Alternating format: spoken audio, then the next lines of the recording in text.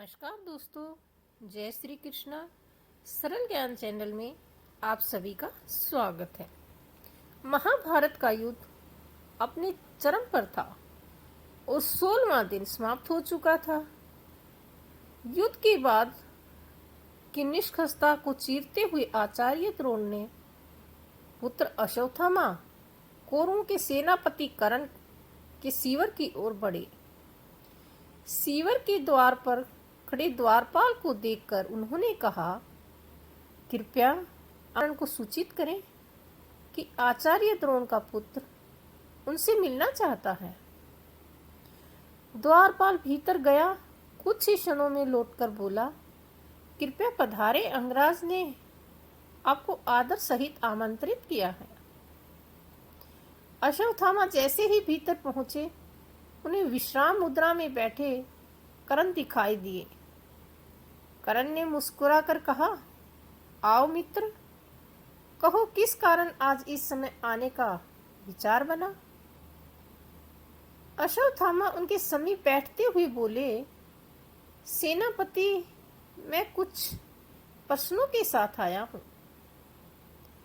आज का युद्ध अद्वितीय था। आपने अपूर्व पराक्रम दिखाया, पांडवों में खलबली मचा दी, किंतु युद्ध आज भी निर्णय न हो सका। क्यों? कर्ण ने शांति से उत्तर दिया, मित्र, तुम जो कह रहे हो वह सत्य है। मैंने युधिष्ठिर, भीम, नकुल और सहदेव को पराजित किया, परंतु उन्हें जीवन दान दिया। अश्वत्थामा चकित रह गए, बोले, किंतु क्यों? आपके निर्णय ने कौरवों को विजय से वंचित कर दिया। ये कैसा न्याय है कर्ण? कर्ण ने गहरी सांस ली और धीमे स्वर कहा, मित्र, इसके पीछे कारण है जो मैं तुम्हें नहीं बता सकता। कुछ वचन ऐसे होते हैं जिन्हें निभाना पड़ता है, चाहे वह युद्धभूमि ही क्यों ना हो। अश्वत्थामा का स्वर कठोर हो गया। तो क्या आपकी निष्ठा दुर्योधन के लिए नहीं है?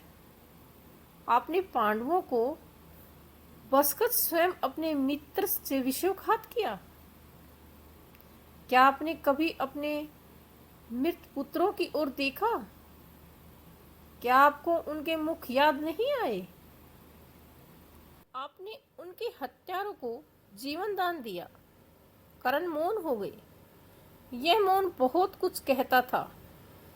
कुछ देर के बाद बोले, मैं समझता हूं तुम्हारा क्रोध अश्वत्थामा, परंतु हर निर्णय के पीछे कुछ ऐसी पीड़ा होती है जो शब्दों में नहीं कही जा सकती। अश्वत्थामा खड़े हो गए, उनकी आंखें जल रही थी। बोले, अंगराज, आपने कहा कि कल का युद्ध निर्णायक होगा, तो सुनिए, मैंने यमदूतों को आज ही आपके सीवर की ओर जाते देखा है। कल वे आपको लेने आएंगे। यह कहकर अश्वत्थामा चले गए। अगले दिन 70वां दिन महाभारत का सबसे विषम युद्ध। अर्जुन और कर्ण आमने सामने आए और अत्यंत कर्णवीर गति को प्राप्त हुए, परंतु वे पीछे छोड़ गए एक प्रश्न। जब कर्ण की निष्ठा दुर्योधन के लिए थी, तो उन्होंने कुंती को यह वचन क्यों दिया था कि वह अर्जुन को छोड़ चारों पांडवों को जीवन दान देगा? यह वही वचन था जो अत्यंत दुर्योधन की हार का कारण बना। तो दोस्तों, यह था कर्ण और अश्वत्थामा के मध्य हुआ एक अंतिम और कटु लेकिन यथार्थ से भरा संवाद। आपका इस संवाद पर क्या विचार है? कमेंट में जरूर बताएं। अब हम आपको एक कथा सुनाने जा रहे हैं और रामायण में साफ साफ कहा गया है कि कथा हो या सीख बीच में छोड़ने से वह पाप की श्रेणी में आता है। वचन का युद्ध एक रहस्यमय कथा 16वां दिन समाप्त हो चुका था। कुरुक्षेत्र की धरती पर रक्त अब सूख चुका था, परंतु उस रक्त से जन्मे प्रश्न अब पिघलने लगे थे। करण का शिवर शांत था।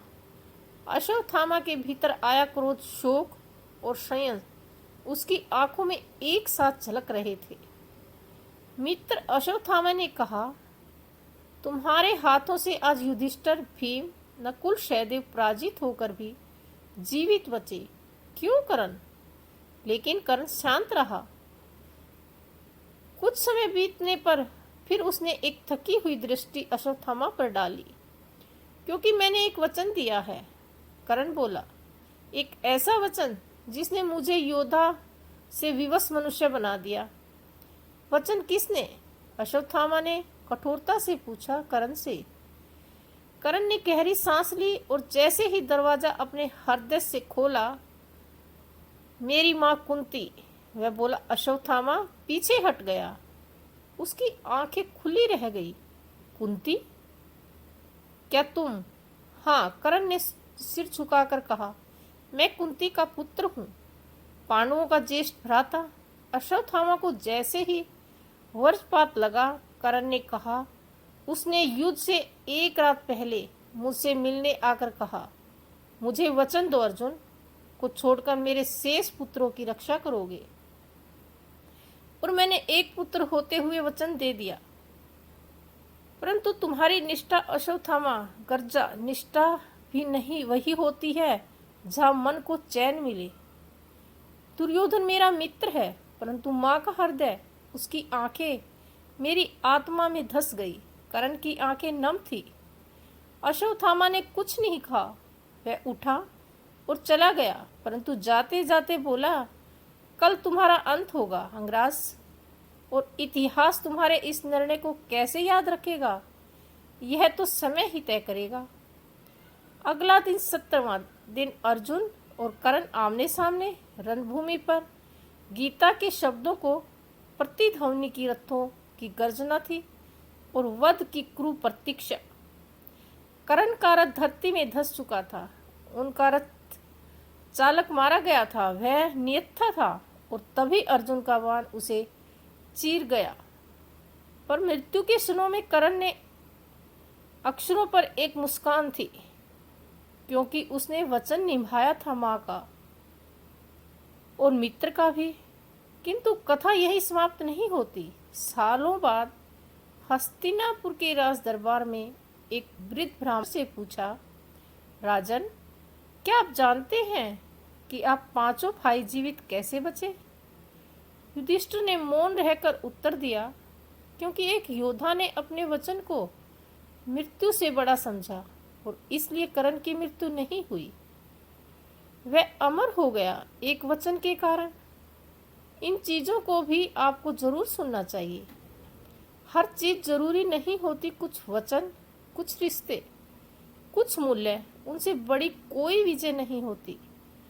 करण की तरह जीवन में कई बार हमें ऐसे दो राहों पर खड़ा होना पड़ता है, जहां एक और लाभ, सामान्य विजय, और दूसरी ओर है कर्तव्य, रिश्ते, वचन। करण जानता था कि वह चाहे तो पांडवों को मारकर कौरवों की जीत सुनिश्चित कर सकता था, पर उसने अपनी मां कुंती को दिया हुआ एक वचन निभाया और अपने सबसे बड़े मित्र दुर्योधन को भी नहीं छोड़ा।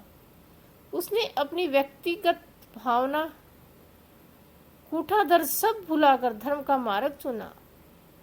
इस कहानी से हमें सीख मिलती है, परिस्थितियां कठिन हो, सामने अवसर कितना भी बड़ा क्यों ना हो, अगर आपने किसी से वचन दिया है, किसी के भरोसे को थामा है, तो उसे निभाना भी सच्चा चरित्र है।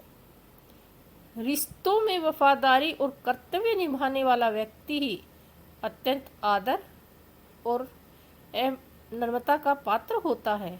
जैसे करण कभी कभी न्याय और धर्म का रास्ता आपको हारा हुआ दिखा सकता है, लेकिन अंदर की जीत वही होती है जो अंतर आत्मा को संतुष्टि, और अंत में करण हमें यही सिखा कर गए, अधूरे सम्मान से बेहतर है पूर्ण निष्ठा से।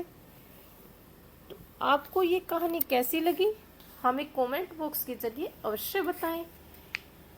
और ऐसी ही रहस्यमय कहानियाँ देखने के लिए, सुनने के लिए हमारे सरल ज्ञान चैनल को अभी सब्सक्राइब कर ले। बेल घंटी को प्रेस करना ना भूलें। सुबह 7 बजे हमारी हर रोज एक नई वीडियो आपसे मिस ना हो। आज के लिए बस इतना ही। कल फिर किसी एक नई वीडियो के साथ, नई कहानी के साथ, नई रहस्य के साथ फिर से आपके साथ होंगे। तब तक के लिए हमें आज्ञा दीजिए। जय श्री कृष्ण।